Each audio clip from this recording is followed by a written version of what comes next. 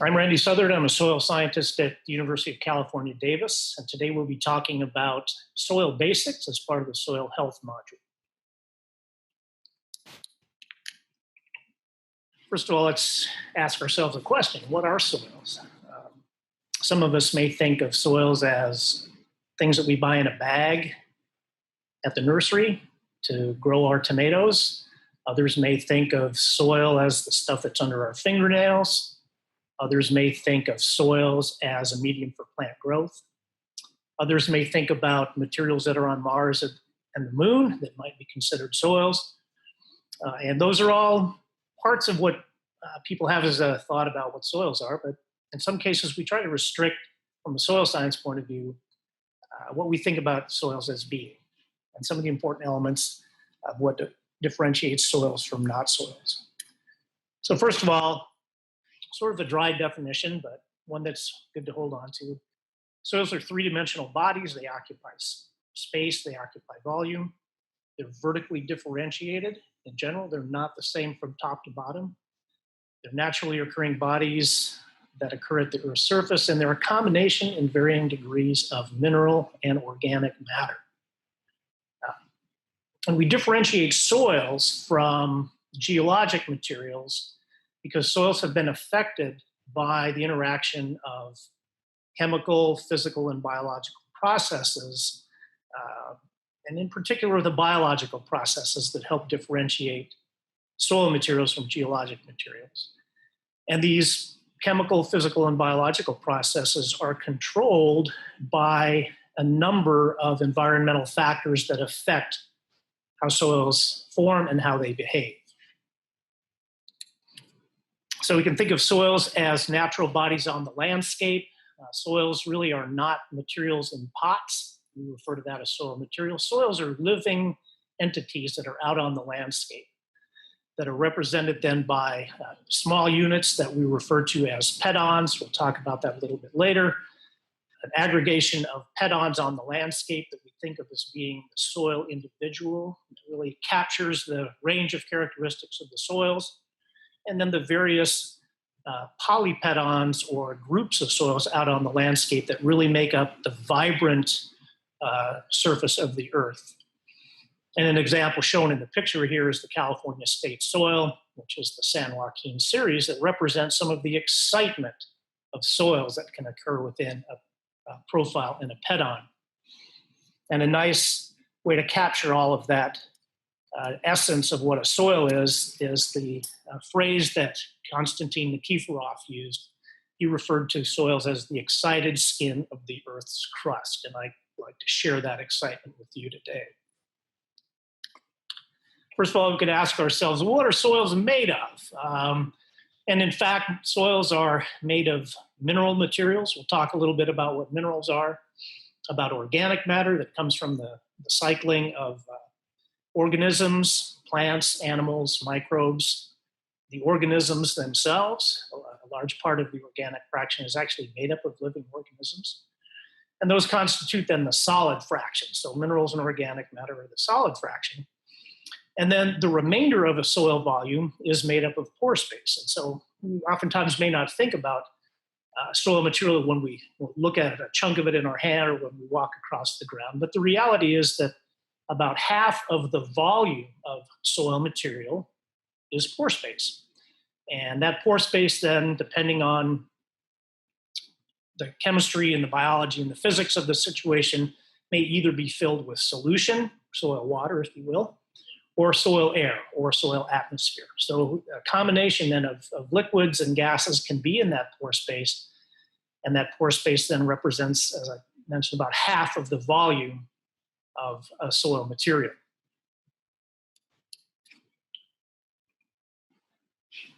So to follow on to that notion, we think of the soil as a three-phase system characterized by solid particles, kind of a cartoon at the top of particles of organic matter and minerals.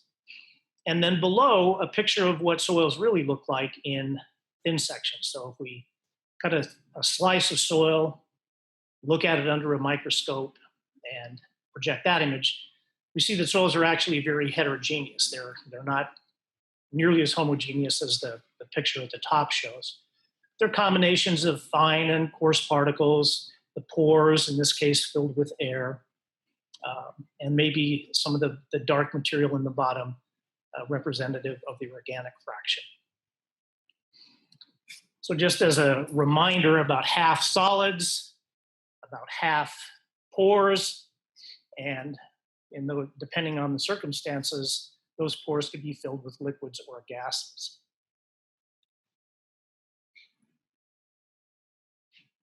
Now we might come to the conclusion then that, well, soils are three-dimensional bodies and they're vertically differentiated by soil-forming processes. But I want to ask the question is, do we think that all soils are the same? Are soils in Saskatoon, Saskatchewan similar to the soils in Manhattan, Kansas, or similar to the soils in Sao Paulo, Brazil? And understand maybe why the soils might not be the same. And the answer to this question is no. When we mention the definition of soils, we talk about the interaction of chemical, biological, and physical processes that are dictated or controlled by external factors, environmental conditions. And we refer to these environmental conditions as the factors of soil formation. The concepts of factors of soil formation started with V.V. Dokuschev in the late 1880s in Russia, evolved through the early 1900s, and were formalized by Hans Jenny in what we typically think of as the factors of soil formation equation that tells us that the state of the soil is a function of the interaction of 5 soil forming factors: climate, which is precipitation and temperature; organisms, which can include plants and animals; humans; microbes that interact with the mineral material of the soil; the lay of the land, if you will, the relief or the topography. How steep is the landscape so that water might run off the soil and cause erosion, or is it flat so that water can penetrate the soil and participate in soil forming processes? And then the parent material of the soil can either be mineral material, it could be organic material, but this is where the geologic aspects of soil formation comes in. That's the starting material from which the soil can develop. And then how old is the landscape, or time as a soil forming factor? And when we think about the age of soils, soils can be as young as a few minutes if after a flood deposits new materials, or in some cases they may be a couple million years old on some of the most stable parts of the Earth's surface. So these are the soil forming factors that drive or control soil forming processes. And because, as we can imagine, the soil forming factors or the environmental conditions vary widely across the globe, so for that reason, we produce a wide array of soils, varying kinds of soil properties. And there are classification systems that have been developed to try to capture and explain the variability of soils and to organize soil information into a system that allows for communication about soil properties. Shown here is an example of some of the variety of soils found on the Earth using the nomenclature of the U.S. soil taxonomy system, the U.S. classification system. It consists of 12 soil orders that capture the range of soil properties from the equator to the poles, here in the Western Hemisphere and similarly in the Eastern Hemisphere. So the notion here at this point is that there's quite a bit of heterogeneity in soils as a function of the soil forming environment. Soils are not the same everywhere, and that these chemical, physical, and biological processes that produce soils are driven by global environmental conditions. Now, I mentioned that there are 12 soil orders. I'll show 4 examples of some pedons or profiles of soil, 2-dimensional slices of soils that help capture and portray the array of soil properties that one might encounter around the globe. This is an example of a soil order called histosols. Histosols consist of organic soil materials, which are dominated in their properties by organic materials derived from plants and animals. They typically, in this example, are found in soils that have high water tables that retain water for long periods of time so that organic matter is very slow to decompose and tends to accumulate. Relatively weakly developed soils are called inceptisols. We can think of them as being in the inception of soil formation. This is an example of an inceptisol formed on hard limestone, relatively resistant to weathering, and so produces a relatively shallow soil with not a lot of horizon differentiation, so not very strongly vertically differentiated. In the land of the volcanoes, one of the representative soil orders are called the andesols. These typically, not always, but typically form from volcanic materials, in particular volcanic ash. That leads to an interesting suite of water holding capacity properties, and in particular, the ability to store or fix phosphorus to make it relatively unavailable to plants. Relatively rare soils found associated with the tectonic plates that give rise to volcanoes around the globe, primarily in the region called the Pacific Ring of Fire. And lastly, an example of soils from arid regions. These are called iridosols, where the balance between precipitation and evapotranspiration is favored by evapotranspiration, and for that reason, soluble salts and calcium carbonate tends to accumulate in these soils, and they're not as intensively leached as soils in more humid regions. So just 4 of the 12 examples, but I think from the slides portrayed, you can see that there are big differences in this kinds of soil properties depending on where the soils occur and depending on the interaction of those soil forming factors. We've shown 2-dimensional slices of soils, but in reality, as we mentioned, soils are 3-dimensional. They occupy volume, they have a certain area on the surface of the earth, and then they penetrate to some depth below the surface. It's not a fixed depth. The depth varies depending on the soil forming environment. And we call this 3-dimensional body a pedon, which is the smallest unit of soil that we can think of as a soil entity. And we have terminology that help describe the properties associated with the vertically differentiated pedon. And there are several of them to keep in mind. The first one is called an O horizon, which consists of organic soil material. These can either be found in poorly drained soils or in the forest floor of coniferous and deciduous forests. A horizons are mineral in composition. They are dominated by mineral properties, but they have an intimate association with organic matter. Sometimes this is referred to as topsoil, but topsoil is sort of an imprecise term. So the A horizon usually darkened by humified organic matter in conjunction with mineral materials. E horizons are horizons from which relatively soluble components have been leached and mobilized. We use the term eluviated, which is a mnemonic device for the E horizon, to think about compounds that have been moved out of that part of the soil. Those could include clays, organic matter, calcium carbonate, iron and aluminum compounds, other soluble salts that have been leached from those horizons. If materials can be moved in the soil from A and E horizons, they can also accumulate in the soil. So we refer to subsurface horizons wherein materials have accumulated. We refer to those as B horizons.